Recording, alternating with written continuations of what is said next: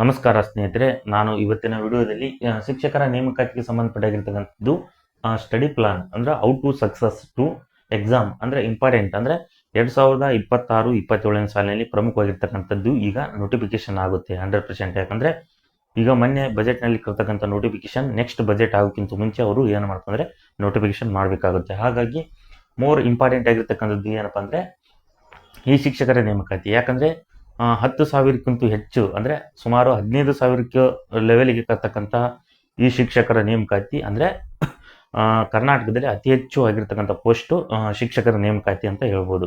ಇದಕ್ಕೆ ಸಂಬಂಧಪಟ್ಟಾಗಿರ್ತಕ್ಕಂಥದ್ದು ಯಾವಪ್ಪ ಅಂದರೆ 3 ಹಂತದಲ್ಲಿ ಕರೀತಾರೆ ಶಿಕ್ಷಕರ ನೇಮಕಾತಿ. ಹಾಗಾದರೆ 3 ಹಂತದಲ್ಲಿ ಶಿಕ್ಷಕರ ನೇಮಕಾತಿ ಯಾವ ರೀತಿಯಾಗಿರ್ತಕ್ಕಂಥ ಕರೀತಾರೆ ಅನ್ನೋದಾದರೆ ನಾವು ನೋಡ್ಬೋದು. PSTR ಅಂದರೆ primary teacher school teacher requirement ಅಂತ ಹೇಳ್ಬೋದು.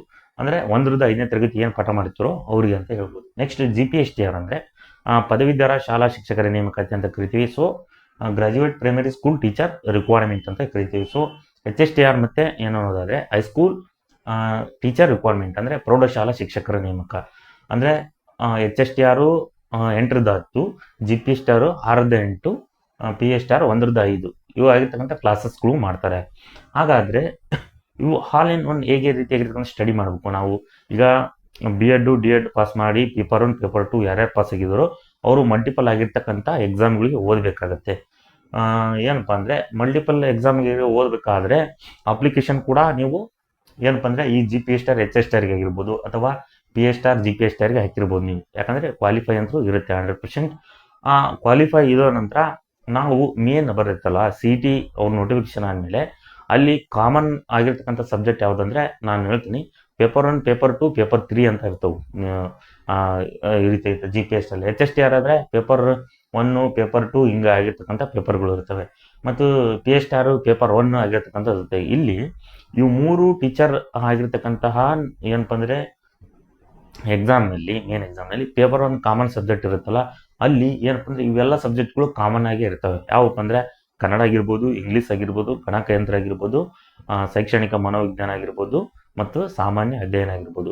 ಇವು 3 ಏನಪ್ಪ ಅಂದರೆ ಕಾಮನ್ ಆಗಿರ್ತಕ್ಕಂಥ ಸಬ್ಜೆಕ್ಟ್. ಹಾಗಾದರೆ ನೀವು ಕಾಮನ್ ಆಗಿ ಒಂದೇ ರೀತಿಯಾಗಿರ್ತಕ್ಕಂಥ ಅಧ್ಯಯನ ಮಾಡಿಬಿಟ್ರೆ ಪೇಪರ್ 1 ನೀವೆಲ್ಲ ಅಂದರೆ ಮಲ್ಟಿಪಲ್ ಆಗಿರ್ತಕ್ಕಂಥ ಶಿಕ್ಷಕರ ನೇಮಕಾತಿಯನ್ನು ಬರೀಬೋದು ಅಂತ ಹೇಳ್ತೀನಿ. ಹಾಗಾದರೆ ಯಾವ ರೀತಿಯಾಗಿರ್ತಕ್ಕಂಥ ಕ್ವಶನ್ಗಳು ಬರ್ತವೆ ಅಲ್ಲಿ ಅಂದರೆ ನೀವು ನೋಡ್ಬೋದು ಪೇಪರ್ 1ನಲ್ಲಿ MCQ ಫಸ್ಟ್ ಇರುತ್ತೆ. ಯಾವುದೇ ರೀತಿಯಾಗಿರ್ತಕ್ಕಂತಹ ವಿವರಣೆ ಬರೆಯೋದು ಎಕ್ಸ್ಪ್ಲನೇಷನ್ ಇರುವುದಿಲ್ಲ. ಓನ್ಲಿ ಫಾರ್ MCQ ಅಂತ ಹೇಳ್ತೀನಿ ಪೇಪರ್ 1ನಲ್ಲಿ.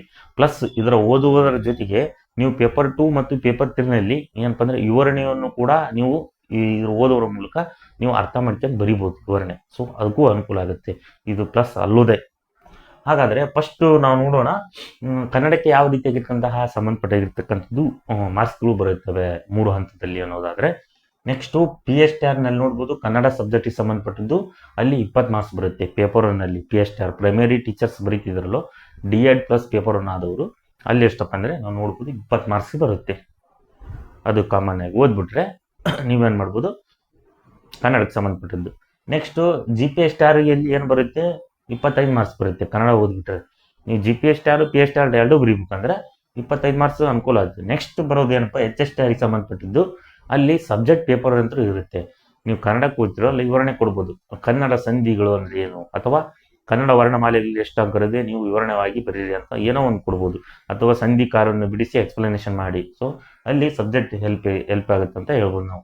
ನೆಕ್ಸ್ಟ್ ಬರ್ತಕ್ಕಂಥದ್ದು ಏನಪ್ಪ ಅಂದರೆ ಸಾಮಾನ್ಯ ಅಧ್ಯಯನ GK ಬರುತ್ತೆ. ಅಂದರೆ ಜನರಲ್ ನಾಲೆಡ್ಜ್ ಆಗಿರ್ತಕ್ಕಂಥದ್ದು ಪೇಪರ್ ಅಂತ ಹೇಳ್ಬೋದು. ಹಾಗಾದರೆ ಜನರಲ್ ನಾಲೆಡ್ಜ್ ಆಗಿರ್ತಕ್ಕಂಥ ಪೇಪರ್ ಬರೋದಾದರೆ ನೆಕ್ಸ್ಟ್ ಅಲ್ಲಿ PSTR ಸಂಬಂಧಪಟ್ಟಿರ್ತಕ್ಕಂಥ ಮಾರ್ಕ್ಸ್ ಎಷ್ಟು ಬರುತ್ತವೆ. ನಾನು GK ಓದ್ಬಿಟ್ರೆ ಅಂದರೆ 15 ಮಾರ್ಕ್ಸ್ ಬರುತ್ತೆ.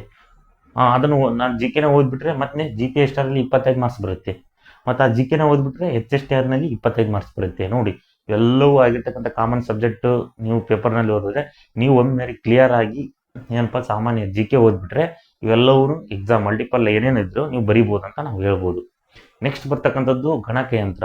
ಹಾಗಾದರೆ ಗಣಕಯಂತ್ರ ಅಂದರೆ ಕಂಪ್ಯೂಟರ್ ಅಂತ ಹೇಳ್ಬೋದು. ಇದಕ್ಕೆ ಸಂಬಂಧಪಟ್ಟಾಗಿರ್ತಕ್ಕಂಥದ್ದು GPSTRನಲ್ಲಿ ಎಷ್ಟು ಅಂದರೆ 25 ಮಾರ್ಕ್ಸ್ ಬರುತ್ತೆ. GPSTR ಅಂದರೆ ಪದವೀಧರ ಶಾಲಾ ಶಿಕ್ಷಕರು.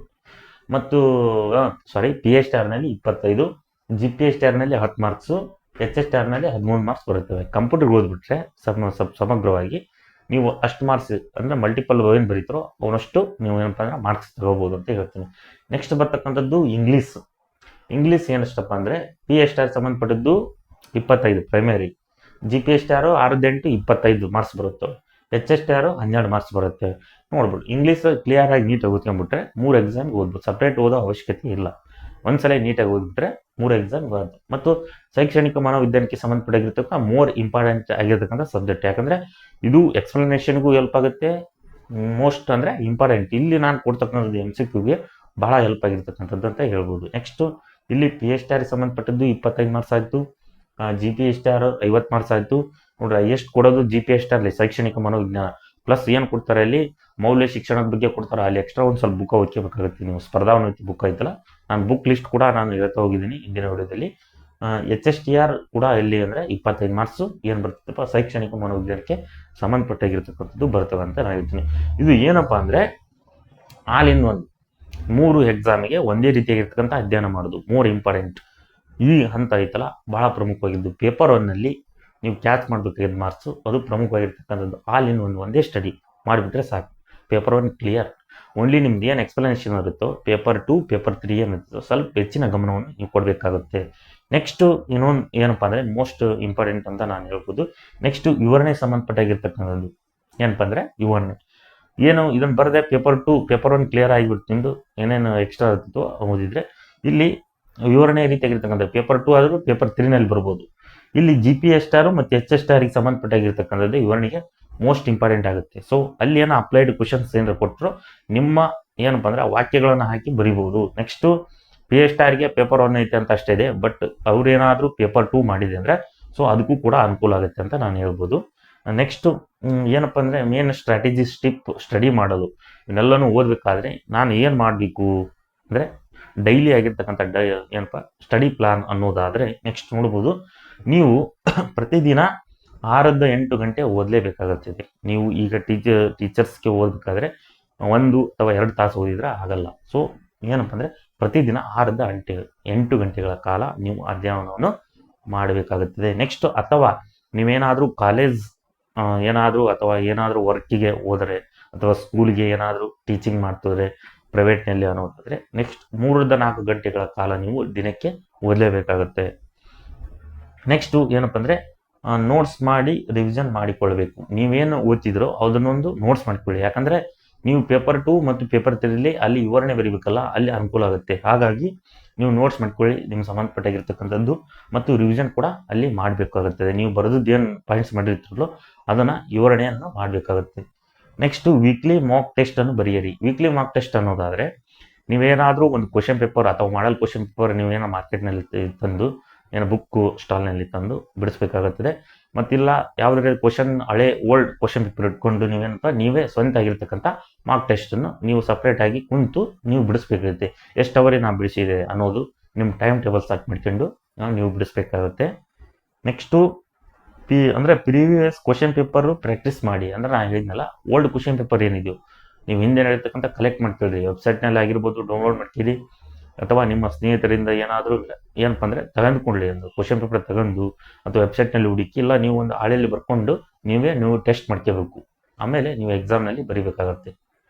ನೆಕ್ಸ್ಟು ದಿನದ ಓದುವ ಟೈಮ್ ಟೇಬಲ್ಗಳನ್ನು ಕೂಡ ಮಾಡಬೇಕಾಗುತ್ತೆ. ನೀವು ಈಗ ದಿನಕ್ಕೆ ಯಾವ ರೀತಿಯಾಗಿರ್ತಂಥ ಗ್ರಿಪ್ ಸಿಗ್ತಿಲ್ಲ ಓದೋಕ್ಕೆ ಅನ್ನೋದಾದರೆ ನೀವು ಅಥವಾ ಕೆಲಸಕ್ಕೆ ಹೋಗ್ತಿರಲ್ಲ ನೀವು ಅವರು ಏನು ಮಾಡುತ್ತಂದ್ರೆ ನಾನು ಎಷ್ಟು ಗಂಟೆಗೆ ಕವರ್ ಮಾಡ್ಬೋದು, ನಾನು ಇರ್ತಕ್ಕಂತಹ ಫ್ರೀ ಸಮಯದಲ್ಲಿ ಯಾವ ರೀತಿಯಾಗಿರ್ತಕ್ಕಂಥ ಸ್ಟಡಿ ಮಾಡ್ಬೋದು, ನನ್ನ ಸಮಯವನ್ನು ನೀವು ಹಾಕಿಡ್ಕೊಳ್ಬೇಕು. ನಿಮ್ಮ ಸಮಯವನ್ನು ನೀವು ಹಾಕಿ ಏನಪ್ಪ ಅಂದರೆ ಈ ಟೈಮ್ ಟೇಬಲನ್ನು ತಯಾರು ಮಾಡಿ ಈ ರೀತಿಯಾಗಿರ್ತಕ್ಕಂಥ ಏನಪ್ಪ ಅಂದರೆ ಸ್ಟ್ರಾಟಜಿ ಯೂಸ್ ಮಾಡ್ಕೋಬೇಕು. ನೀವು ಸಪ್ರೇಟ್ ಓದಕ್ಕೆ ಹೋದೆ ಅಂದರೆ 10 ವರ್ಷ ಬೇಕು, ಎಷ್ಟು ನೋಟಿಫಿಕೇಶನ್ ಕರೆದ್ರೂ ನೀವು ಆಗಲ್ಲ ಅಂತ ನಾವು ಹೇಳ್ತಾರೆ. ಹಾಗಾಗಿ ಏನು ಸ್ಟ್ರಾಟಜಿ ಮತ್ತು ಟಿಪ್ಸ್ ಆಗಿರ್ತಕ್ಕಂಥದ್ದು ಸ್ಮಾರ್ಟ್ ವರ್ಕು ಭಾಳ ಇಂಪಾರ್ಟೆಂಟ್ ಆಗಿರ್ತಕ್ಕಂಥದ್ದು ಅಂತ ನಾನು ಹೇಳ್ಬೋದು. ಹಾಗಾಗಿ ಇಲ್ಲಿ ಒಂದು ಇಂಪಾರ್ಟೆಂಟ್ ಆಗಿರ್ತಕ್ಕಂಥ ನೋಟಿಸ್ ಏನು ಹೇಳ್ತೀನಿ ನೋಡಿ. ಏನು ನೋಡ್ತಿದ್ರು ನೋಟಿಫಿಕೇಶನ್ ಆಗಲ್ಲ, ಭಾಳ ವರ್ಷ ಆಯಿತು ಅವ್ರಿಗೆ ಅನ್ನೋದು ಒಂದು ಕ್ಲಾರಿಫಿಕೇಶನ್ ಏನಪ್ಪ ಅನ್ನೋದಾದರೆ ಇಲ್ಲಿ ನೋಡಿ 2026 ನೋಟಿಫಿಕೇಶನ್ ಆನ್ ಆದರೆ ಸೊ ಬಜೆಟ್ ಅದರ ಮೇರೆಗೆ ನೆಕ್ಸ್ಟ್ ಬಜೆಟ್ ಅದರೊಳಗೆ ನೋಟಿಫಿಕೇಶನ್ 100% ಆಗಿರ್ತಕ್ಕಂಥದ್ದು ಕೂಡ ಆಗುತ್ತೆ ಅನ್ನೋದಾದರೆ ಆನ್ ಆದರೆ ಸೊ ನೆಕ್ಸ್ಟ್ 3 or 4 year ಆಗಿರ್ತಕ್ಕಂಥದ್ದು ಯಾವುದೇ ನೋಟಿಫಿಕೇಶನ್ ಇರುವುದಿಲ್ಲ. ಇದು ಇಂಪಾರ್ಟೆಂಟ್ ನೋಟಿಸು. ನೀವೇನಾದರೂ ಈ ನೋಟಿಫಿಕೇಶನ್ ಏನಾದರೂ ಕಳ್ಕೊಂಡ್ರೆ ಏನಪ್ಪ ಅಂದರೆ ನೆಕ್ಸ್ಟ್ ಬರ್ತಕ್ಕಂಥ 3 ಅಥವಾ 4 ವರ್ಷಗಳ ಕಾಲ ಯಾವುದೇ ರೀತಿಯಾಗಿರ್ತಕ್ಕಂಥ ನೋಟಿಫಿಕೇಶನ್ ಆಗುವುದಿಲ್ಲ. ಇದು ನಮ್ಮ ಏನಪ್ಪ ಅಂದರೆ ಕರ್ನಾಟಕದ ಸರ್ಕಾರದಾಗಿರ್ತಕ್ಕಂಥ ಒಂದು ಅಪ್ಡೇಟ್ ಅಂತ ಹೇಳ್ಬೋದು. ಯಾಕಂದರೆ ಈಗ ಕರೆದು 2022 ಕರೆದ್ರೆ ಇದು ಎಷ್ಟು 26, ಸೊ 3-4 ವರ್ಷಗಳು ಆದವಲ್ಲ. ಹಾಗಾದರೆ ನೋಟಿಫಿಕೇಶನ್ನು ಕರೆದಂದರೆ ಮತ್ತೆ 3-4 ವರ್ಷ ಖಂಡಿತವಾಗಿಯೂ ನಡೆಯೋದಿಲ್ಲ ಅಂತ ಹೇಳ್ತೀನಿ. ಹಾಗಾಗಿ ಯಾರ್ಯಾರು ಈಗ ಅಧ್ಯಯನ ಮಾಡ್ತಿದ್ರು ಅವರು ಏನಪ್ಪ ಅಂದರೆ ಸ್ವಲ್ಪ ಏನಪ್ಪ ಅಂದರೆ ಸ್ಟ್ರಾಂಗ್ ಆಗಿ ಅಧ್ಯಯನ ಮಾಡಿ ಏನಪ್ಪ ಅಂದರೆ ಈ ಶಿಕ್ಷಕರ ನೇಮಕಾತಿಗೆ ಸಂಬಂಧಪಟ್ಟಿರ್ತಕ್ಕಂಥ ನೀವೇನು ಕ್ವಾಲಿಫಿಕೇಶನ್ ಇದ್ದರೂ ಅವ್ರು ಏನಪ್ಪ ಅಂದರೆ ಚೆನ್ನಾಗಿ ಓದಿ ಮತ್ತು ಸ್ವಲ್ಪ ಎಫೆಕ್ಟಿವ್ ಆಗಿ ಓದಿ ನೀವೇನಪ್ಪ ಅಂದರೆ ಎಕ್ಸಾಮನ್ನು ಎದುರಿಸಬೇಕಾಗುತ್ತೆ. ಹಾಗಾಗಿ ನಾನು ನೋಡ್ಬೋದು ಇದಕ್ಕೆ ಸಂಬಂಧಪಟ್ಟಿರ್ತಕ್ಕಂಥ ಶಿಕ್ಷಕರ ನೇಮಕಾತಿ ಸಂಬಂಧಪಟ್ಟಿರ್ತಕ್ಕಂಥದ್ದು ಸ್ಟಡಿ ಪ್ಲಾನ್ ಹೇಳ್ತಾ ಹೋಗಿದ್ದೀನಿ. How to success to smart method ಅಂತ. ನೆಕ್ಸ್ಟ್ ನಾನು ಏನಪ್ಪ ಅಂದರೆ ಇದಕ್ಕೆ ಸಂಬಂಧಪಟ್ಟಿರ್ತಕ್ಕಂಥದ್ದು ಈಗೇನಪ್ಪ ಅಂದ್ರೆ ಬುಕ್ ಲಿಸ್ಟ್ ಯಾವ ರೀತಿ ಓದಬೇಕು ಅನ್ನೋದು ನಿಮ್ಮ ತಲೆಯಲ್ಲಿ ಬರುತ್ತೆ. ಹಾಗಾದರೆ ನಾನು ಇಂದಿನ ವಿಡಿಯೋದಲ್ಲಿ ಏನಪ್ಪ ಅಂದರೆ ಬುಕ್ ಲಿಸ್ಟ್ ಆಗಿರ್ಬೋದು, ಇದಕ್ಕೆ ಸಂಬಂಧಪಟ್ಟಿರ್ತಕ್ಕಂಥ ಏನಪ್ಪ ಅಂದರೆ ಪೇಪರ್ 1, ಪೇಪರ್ 2, ಪೇಪರ್ 3 ಎಕ್ಸ್ಪ್ಲೈನ್ ಮಾಡಿದ್ದೀನಿ. GPSR, HSTR ಸಂಬಂಧಪಟ್ಟಿರ್ತಕ್ಕಂಥದ್ದು ಎಕ್ಸ್ಪ್ಲೈನ್ ಕೂಡ ಮಾಡಿದ್ದೀನಿ. ಯಾವ ರೀತಿಯಾಗಿರ್ತಕ್ಕಂಥ ಬುಕ್ಸ್ ಬರುತ್ತವೆ, ಮಾರ್ಕ್ಸ್ ಬರುತ್ತವೆ ಮತ್ತು ಸಬ್ಜೆಕ್ಟ್ ಬರುತ್ತವೆ, ಯಾವ ವಿಷಯ ಬರುತ್ತೆ, ವಿಷಯಕ್ಕೆ ಸಂಬಂಧಪಟ್ಟಿರ್ತಕ್ಕಂಥ ಯಾವ ಬುಕ್ ಓದಬೇಕು ಅನ್ನೋದು ಕೂಡ ನಾನು ಹೇಳ್ತಾ ಹೋಗಿದ್ದೀನಿ. ಹಾಗಾಗಿ ಈ ಚಾನಲನ್ನು ಯಾರ್ಯಾರು ನೋಡ್ತಿದ್ರೋ ಅವರೆಲ್ಲರೂ ಫಸ್ಟು ಈ ಚಾನಲನ್ನು ಸಬ್ಸ್ಕ್ರೈಬ್ ಮಾಡಿ, ಅಂದರೆ ಕನ್ನಡ 49 ಅಂತ ಹೇಳ್ಬೋದು. ನಾನು ನೆಕ್ಸ್ಟಿನ ವಿಡಿಯೋದಲ್ಲಿ ಮತ್ತು ಇದಕ್ಕೆ ಸಂಬಂಧಪಟ್ಟಿರ್ತಕ್ಕಂಥ ಬಿಗ್ ಅಪ್ಡೇಟನ್ನು ಮತ್ತು ಅಥವಾ ಇದಕ್ಕೇನಾದರೂ ಸ್ಮಾರ್ಟ್ ಮೆಥಡ್ ಅಂದರೆ ಸ್ಟಡಿ ಮೆಥಡ್ ಆಗಿರ್ಬೋದು ಮತ್ತು ಯಾವುದೇ ರೀತಿಯಾಗಿರ್ತಕ್ಕಂಥ MCQ ಆಧಾರಿತವಾಗಿರ್ತಕ್ಕಂಥ ಕ್ವಶನ್ಗಳನ್ನು ನಾನು ಮಾಡ್ತಾ ಹೋಗ್ತೀನಿ. ಹಾಗಾಗಿ ಈ ಚಾನಲನ್ನು ಸಬ್ಸ್ಕ್ರೈಬ್ ಮಾಡಿ. ನಾನು ಮುಂದಿನ ವಿಡಿಯೋದಲ್ಲಿ ಬೇರೆ ವಿಷಯದೊಂದಿಗೆ ನಾನು ಏನಪ್ಪ ಅಂದರೆ ಬರ್ತೀನಿ ಅಂತ ಹೇಳಿ ಧನ್ಯವಾದಗಳು.